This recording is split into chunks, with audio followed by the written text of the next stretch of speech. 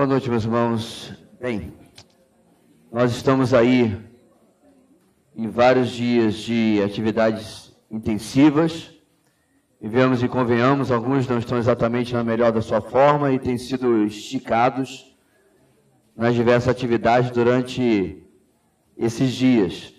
Então, eu quero pedir a você o seguinte: se você começar a cumprimentar os irmãos, você sabe como é que é, não? Levanta, toma uma aguinha, fica ali, né? Você senta de novo, não tem problema nenhum. Muito bem.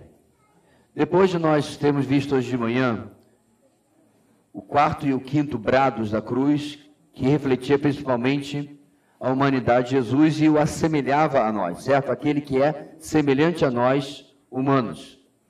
Hoje nós vamos ver o contrário. No sexto brado, nós vamos ver aquele que é diferente de nós, humanos. E vamos ver a sua palavra de vitória. O sexto brado nós encontramos, irmãos, no Evangelho de João, capítulo 19. Lá no versículo 30, nós lemos o seguinte: tendo-o provado, se refere à bebida que trouxeram a ele, certo? Tendo-o provado, Jesus disse: está consumado. Com isso, curvou a cabeça e entregou o Espírito. A sexta expressão, ou brado, que Jesus falou da cruz, foi uma única palavra em grego, e muitos de nós já conhecemos esta palavra, tetelestai, que significa está consumado. Vem do verbo teleo, o qual possui uma gama de significados, e eu trouxe aqui para você entender a abrangência dessa expressão. Significa levar a um fim, encerrar, finalizar, terminar. Significa aquilo que já passou, que já está completo, finalizado. Também significa realizar, executar, completar, cumprir, de forma que aquilo que foi realizado corresponda àquilo que foi dito que seria feito. A ordem, ao comando anterior. Tem especial referência a um assunto específico, a um tema que foi cumprido em seu conteúdo. Tem referência também à forma de fazer algo como ordenado. Um plano foi feito e no final você compara e realmente está consumado. É aquilo que eu gosto muito quando eu entrego uma tarefa para alguém e ao mesmo tempo, se alguém entrega uma tarefa para mim, ela pode virar as costas ou eu posso virar as costas, porque o que foi prometido, o que foi combinado, será feito. Uma pessoa confiável. Mas tudo isso, irmãos, está dentro deste verbo tetelestai. Pode deixar, irmão, já tem um ali. Obrigado. Senão vou ficar no combate aqui. Bem, no nosso texto, meus irmãos, o está consumado, dito por Jesus, portanto, significa que Cristo satisfez a justiça de Deus pela sua morte. A morte que ele fez para pagar por todos os pecados de todos os eleitos. Esses pecados nunca mais poderão ser punidos mais uma vez. Eles já, de fato, nem existem, porque puni-los novamente violaria a própria justiça do nosso Deus. Os pecados podem ser punidos apenas uma vez, seja por um substituto, ou seja por você mesmo. Contudo, meus irmãos, eis o problema. O meu pagamento sempre seria insuficiente. O meu tentativa de quitar aquela dívida sempre seria insuficiente, porque ela não para de crescer. Os próprios atos que eu fizesse para pagar a minha dívida, eles já viriam com sua própria dívida em si, seus juros, seu aumento daquilo que deveria. Por outro lado, o meu substituto, o meu vicário, é o perfeito Cordeiro de Deus que tira o pecado do mundo. Por isso que nós chamamos a morte dele da morte vicária, a morte substitutiva. Então essa palavra, meus irmãos, nos lábios de Jesus, ela era extremamente significativa. Quando ele disse, está consumado, e detalhe, não estou consumado, ou seja, eu estou no meu fim, quando disse está consumado, ele quis dizer que a sua obra redentora, a razão pela qual ele se tornou homem, estava completa. ele havia sido feito pecado pelas pessoas.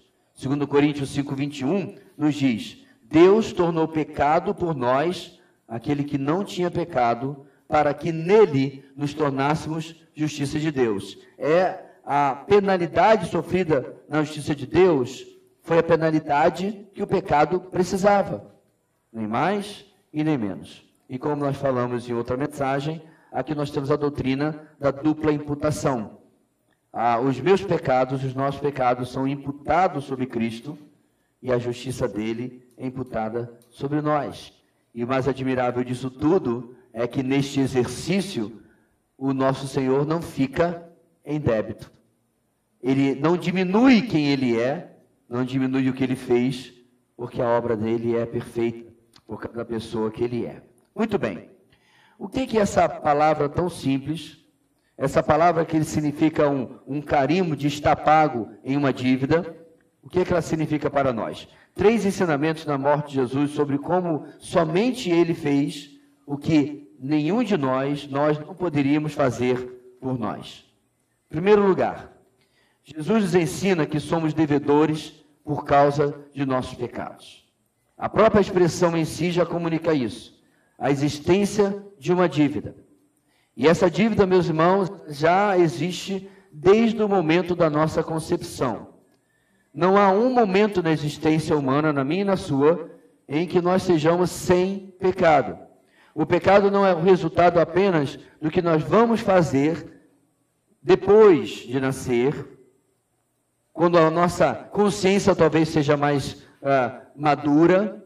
Não, o pecado é o nosso estado. Nas palavras do rei Davi, em pecado me concebeu minha mãe, em pecado nasci. Então, quando nós nos alegramos por um bebê na barriga, a alegria é justificada, mas ao mesmo tempo, meus irmãos, tem uma notinha ali, em sabermos que nós estamos gerando mais um pecador que precisa da redenção, do pagamento dos seus pecados também. Então, todos nós estamos juntos. Em Colossenses 2,13, nós lemos o seguinte: quando vocês estavam mortos em pecados e na incircuncisão da sua carne, Deus os vivificou com Cristo. Ele nos perdoou todas as transgressões. Então, antes de uma pessoa ser libertada para essa nova vida em Cristo, ela está morta em seus pecados, em sua natureza pecaminosa. Morte, nesse caso, significa separação de Deus, não significa aniquilação. Mesmo os não salvos ainda carregam a imagem e semelhança de Deus, mas na questão espiritual, eles estão separados de Deus, como nós também um dia já estivemos. Eles estão cortados da vida espiritual, ainda que tenham a vida humana. Então, em um certo sentido, antes de Cristo, todo ser humano é um morto-vivo. Vivo biologicamente, mas morto espiritualmente. Um morto-vivo. Estamos vivendo o verdadeiro The Walking Dead. A humanidade é uma humanidade zumbística. Uma humanidade que não tem vida espiritual em si. E a prova disso, meus irmãos, é como essa humanidade vira as costas, se recusa o Senhor e recusa as coisas do alto, do céu, da eternidade, enfim, o tempo todo. E cada vez mais se afasta do Senhor. O texto, então, fala, de Colossenses que acabei de ler, de vivificação. Isto é, fazer viver. Perceba que não é tornar a viver, porque nunca estivemos vivos de fato. É fazer viver, vivificação. Porque apesar de vivos fisicamente, sem Cristo, estávamos mortos espiritualmente. Essa morte traz vários efeitos que servem de figura para nós entendermos até onde isso vai. Traz cegueira espiritual, uma cegueira espiritual aumentada pela obra de Satanás. 2 Coríntios 4,4 diz: o Deus desta era cegou o entendimento dos descrentes para que não vejam a luz do Evangelho da glória de Cristo, que é a imagem de Deus. Perceba, meus irmãos, eis aí o perigo quando algum evangelho, que poucos perceberam, estava contido na letra, na paródia que alguns irmãos fizeram ontem com a música O Evangelho, estavam fazendo o contraditório. Quando você vê pregado em uma igreja supostamente cristã, bem intencionada muitas vezes, um evangelho, o evangelho coaching, o evangelho de autoajuda, o evangelho que coloca o homem no centro, isso que está em 2 Coríntios 4,4 continua acontecendo. O evangelho é impotente de tirar a cegueira do homem perdido. Só o evangelho faz isso. Para completar então o nosso entendimento sobre esses efeitos que o pecado traz, essa necessidade de vivificação, a Bíblia nos coloca também, meus irmãos, como escravos do pecado. Romanos 6, 17 e 18. Mas graças a Deus, porque embora vocês tenham sido escravos do pecado, passaram a obedecer de coração a forma de ensino que lhes foi transmitida. Vocês foram libertados do pecado e tornaram-se escravos da justiça. Não é interessante a forma como Paulo coloca? Vocês estão livres do pecado, mas agora são escravos de Deus, escravos da justiça, servos de Deus, servos da justiça. Então, quais são as imagens que nós temos? Mortos, cegos e escravos. Isso nos torna devedores a um Deus santo. Tudo o que é certo, tudo o que é santo, tudo o que é ético, tudo o que é moral, serve, meus irmãos, de testemunhas de acusação contra nós. Nós andamos na contramão daquilo que o nosso Deus estabeleceu, como eu disse, como certo, como santo, como ético, como moral. Ainda que, em uma área da nossa vida ou outra, nós possamos estar em consonância com Deus. É claro, ninguém erra sempre, mas sempre erramos. Ninguém erra sempre, mas sempre erramos. E aí, vamos aumentando a nossa dívida. Somos devedores por causa dos nossos pecados. Bem, o que fazer então com tamanha dívida? Não há como pagarmos.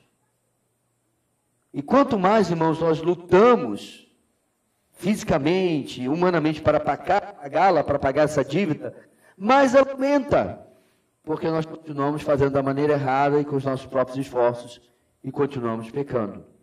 E aí que entra, meus irmãos, a continuação do texto de Colossenses. E a nossa segunda lição que Jesus, segundo ensinamento que ele nos deixa. Em segundo lugar, Jesus nos ensina que ele cancelou nossa dívida na cruz. A continuação de Colossenses, versículo 13, do capítulo 2, diz o seguinte: quando vocês estavam mortos em pecados e na incircuncisão da sua carne, Deus os vivificou com Cristo. Ele nos perdoou todas as transgressões. E aí vem o verso seguinte: e cancelou o escrito de dívida que consistia em ordenanças e que nos era contrária. Ele a removeu, pregando-a na cruz. Nós podemos unir tudo e dizer, irmãos, que naquela cruz, ele pagou a nossa dívida, ele abriu os nossos olhos, ele nos libertou para podermos servi-lo e nos vivificou para uma nova vida.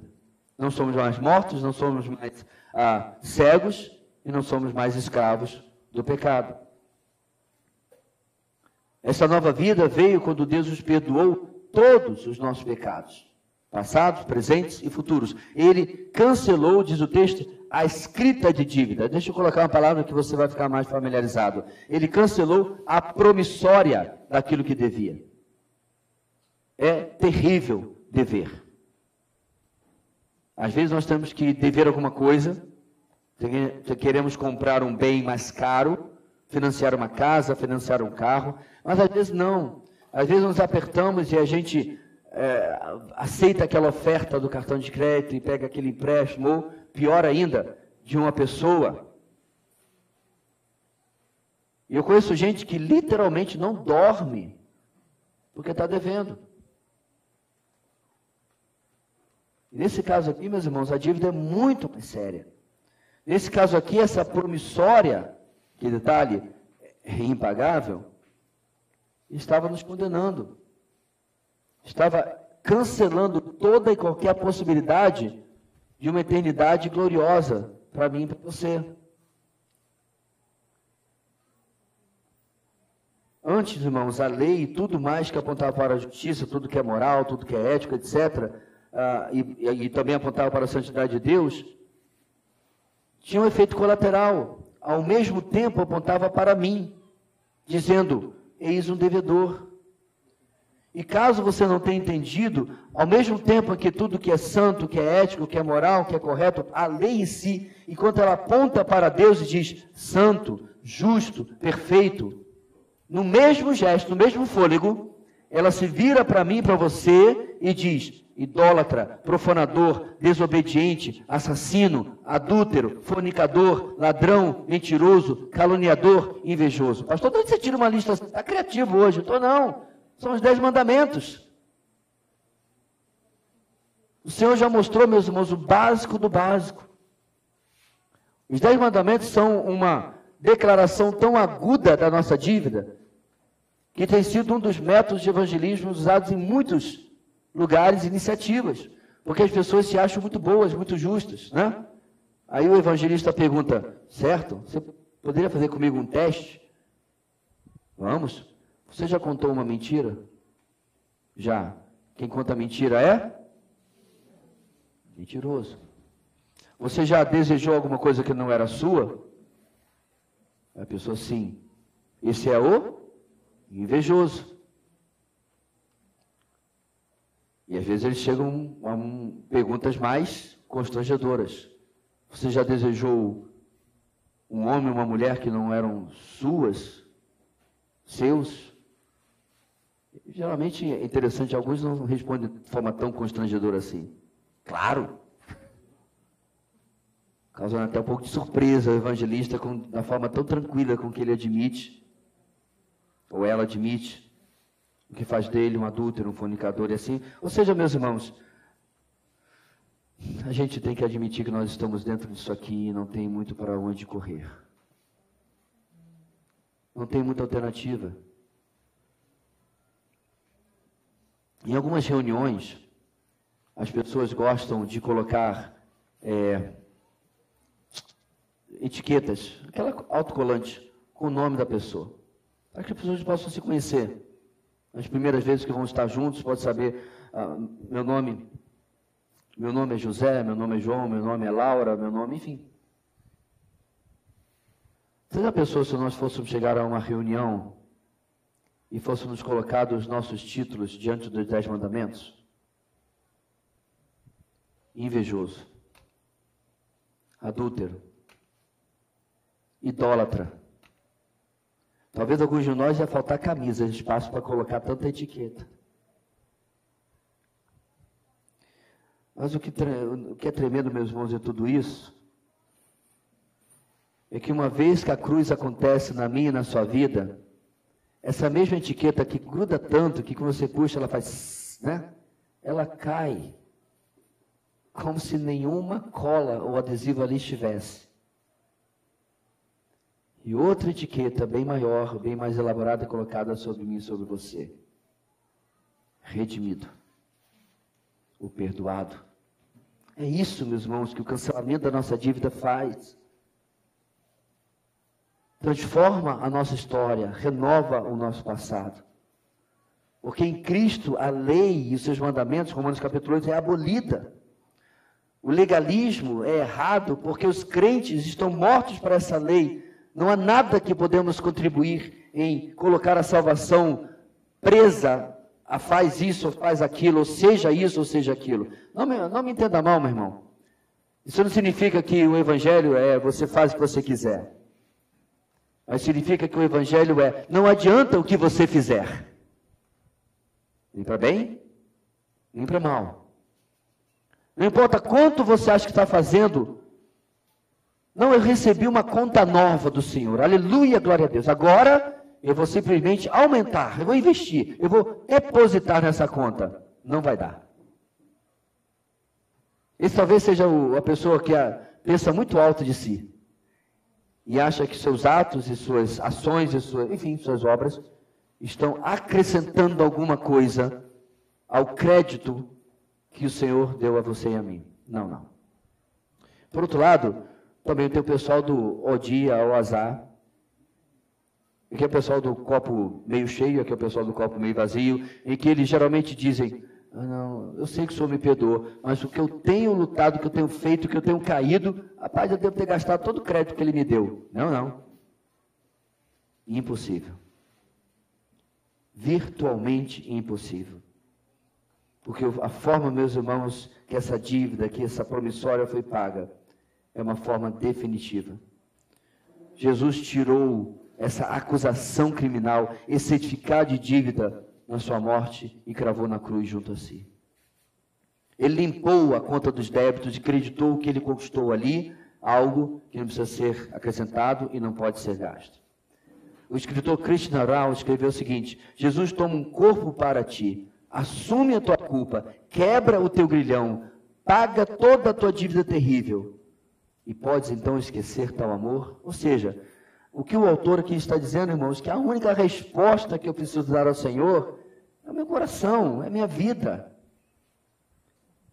Às vezes as pessoas confundem quando nós trabalhamos para Deus de alguma maneira, quer seja no ministério ou fora dele, tanto faz, como se fosse algum tipo de tentativa de ficar melhor diante de Deus, mais bonito diante de Deus, né? Não. Nosso Deus nos ama hoje o tanto que nos amará amanhã e o tanto que nos amou ontem. É isso que ele faz, irmãos, quando ele cancela a dívida em Cristo Jesus. Terceira e última lição, irmãos, que Jesus nos traz nesse texto, por causa de tudo que ele fez, pelo seu gesto, Jesus nos ensina que ele é digno de vivermos para ele. As palavras de Paulo em Gálatas 2:20 ressoam nessa questão. Fui crucificado com Cristo. Assim já não sou eu quem vive, mas Cristo vive em mim. E a vida que agora vivo no corpo, viva pela fé do Filho de Deus, que me amou e se entregou por mim. O mesmo Paulo escreve em Filipenses 1:21, porque para mim o viver é Cristo e o morrer é lucro. A ideia por trás, meus irmãos, desses textos é o fenômeno da crucificação. Alguém que lhe ama ao ponto, deste ponto, de fazer isto, merece de nós, merece de mim, de você, uma resposta prática na nossa vida. E aqui, meus irmãos, veja bem, você está, digamos, na dopamina do nosso encontro aqui. Você está na animação de 2, 3 dias de comunhão, de brincadeira, de louvor, de mensagem, né? A coisa está bombando. Mas nós vamos descer do monte.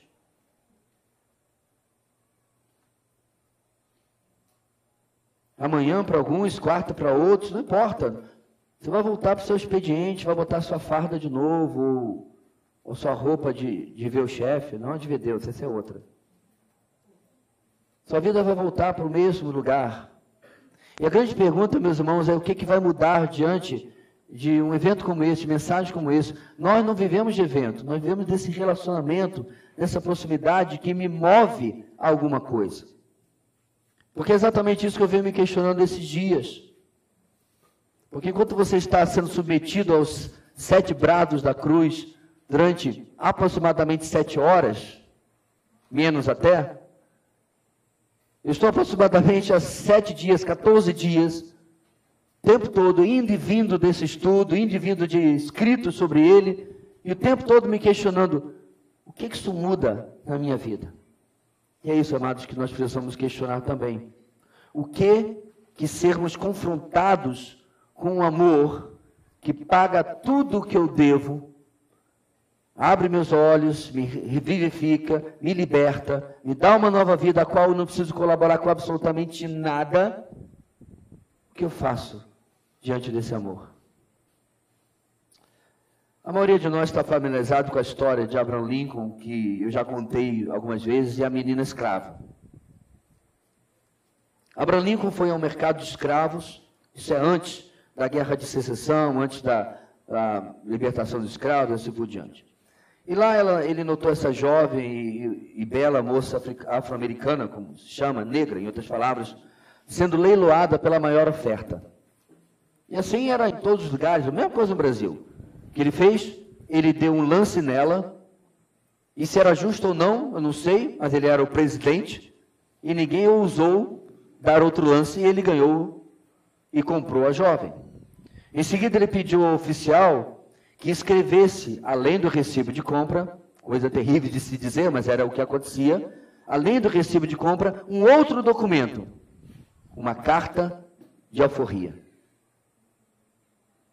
Ao olhar para a jovem, ele podia ver, ainda que contida, a raiva nos olhos dela. Ele podia imaginar o que ela estava pensando. Outro homem branco vai me comprar, me usar e me descartar. Mas enquanto Lincoln se afastava com a sua propriedade, um pouco mais longe dos outros, ele se virou para a jovem e disse: você está livre. O que isso significa? Ela respondeu: significa que você é livre. E ela insistiu: significa que eu posso dizer o que eu quiser? Ele disse: sim, claro, sorrindo. Significa, ela perguntou incrédula, que eu posso ser o que eu quiser? Sim, você pode ser o que você quiser. A jovem ainda não estava convertida. Significa que eu posso ir aonde eu quiser? Sim, significa que você é livre e você pode ir onde você quiser, dizer o que você quiser e ir com quem você quiser. Então, disse a jovem, com lágrimas nos olhos: eu acho então que eu quero ir com o Senhor. O que mais me impacta mesmo nessa história, que eu já conheço há bastante tempo, eu a ouvi a primeira vez em uma Bíblia que eu tenho de capa azul, que eu comprei, se não me engano, em 2010 ou alguma coisa parecida, lá no Rio de Janeiro. Eu conheço essa história há muito tempo. E o que mais me impacta nessa história, até se ela não for factual, for fictícia, é a lição óbvia na reação da jovem. Eu quero viver com e para aquele que me libertou. Isso me impacta, meus irmãos, porque quanto mais merece o meu amor, a minha devoção, a minha dedicação, aquele que pagou o preço da minha condenação, da minha liberdade, da minha vida eterna. Portanto, meus irmãos, quando juntamos as três coisas que vemos hoje, nós descobrimos que não há uma coluna do meio, não há terceira via. Ou eu sou redimido, algo foi pago por mim, ou eu estou devendo. Eu aproveito então essa oportunidade, tanto para nós que estamos aqui, e para aqueles que vão assistir esse vídeo depois: não encontre o final da sua vida em dívida com Deus. Não encontre o final dos seus dias com a sua conta negativa. Não perca tempo tentando pagar algo que você não tem como pagar. Se você precisa de um modelo, de uma comparação, você deve trilhões. E seu salário mínimo ou salário milionário, pouco importa, não vai conseguir pagar. Não perca tempo. Tome posse, aproprie-se, receba a graça e a misericórdia derramadas na cruz do Calvário. Entregue-se a Cristo como Senhor e Salvador, porque você e eu somos, por nascimento, devedores. Porque se você fizer isso, você vai experimentar esse cancelamento de dívida que está aqui. Se você fizer isso, você vai experimentar a liberdade, a visão, o renascimento que Ele promete aqui. E aí? Você vai poder experimentar o que é viver para Ele. Quanto a nós, meu irmão, minha irmã, você não precisa, para servir a Deus, ser pastor ou missionário. Você não precisa nem sequer mesmo ser líder de igreja de alguma forma. Você não precisa ter cargo algum. Na verdade, quando nós olhamos para a igreja nos primeiros dias, uma vez que já eram, de fato, milhares que se converteram, o testemunho de Lucas em Atos é que por onde a igreja ia, inclusive depois da dispersão por causa da morte de Estevão, ele pregava. E Lucas registra: e a palavra do Senhor ia crescendo mais e mais. Por quê? Porque faziam as coisas que hoje nós chamamos de evangelicalismo. Ministério disso, ministério daquilo, coral isso, coral aquilo, denominação essa, aquela. Não. Porque eles compartilhavam com as pessoas que o Messias já tinha vindo e que a redenção já havia sido conquistada para eles.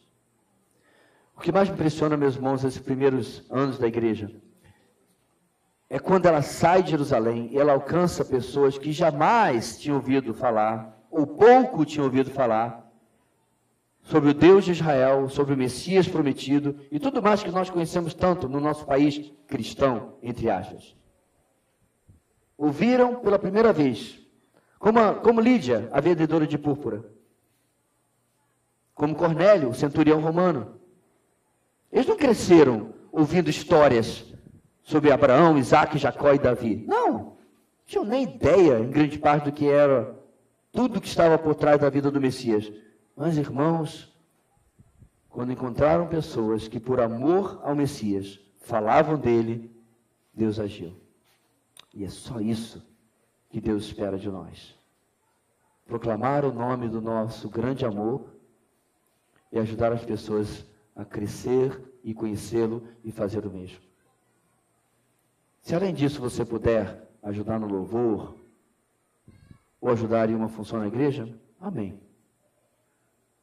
Mas eu costumo dizer que se essas coisas porventura são as que estão lhe impedindo de fazer aquilo que é espalhar este amor, entregue seu cargo hoje, entregue a sua função hoje e façamos aquilo que Ele espera que nós façamos. Anunciar a redenção e a dívida paga unicamente na cruz do Calvário. Amém. Deus querido, muito obrigado, Senhor, por algo que inclusive é até difícil de nós aceitarmos de certa forma. O presente da redenção, ele é tão grande, ele é tão maravilhoso, ele é tão extenso, que ele quase parece bom demais para ser verdade. Mas ainda bem que ele é tão bom assim e é tão verdade assim. O Senhor de fato pagou a nossa dívida naquela cruz. O Senhor de fato abriu os nossos olhos. O Senhor de fato nos libertou. O Senhor de fato nos trouxe vida em Cristo Jesus. Te louvamos, ó Deus, essa noite e pedimos que, quer seja aqui presente ou depois pela tecnologia, se alguém ouvir esta mensagem, Teu Espírito Santo possa transformar esse coração, para que possa se entregar a Cristo como Senhor e Salvador. É o que oramos em nome de Jesus. Amém.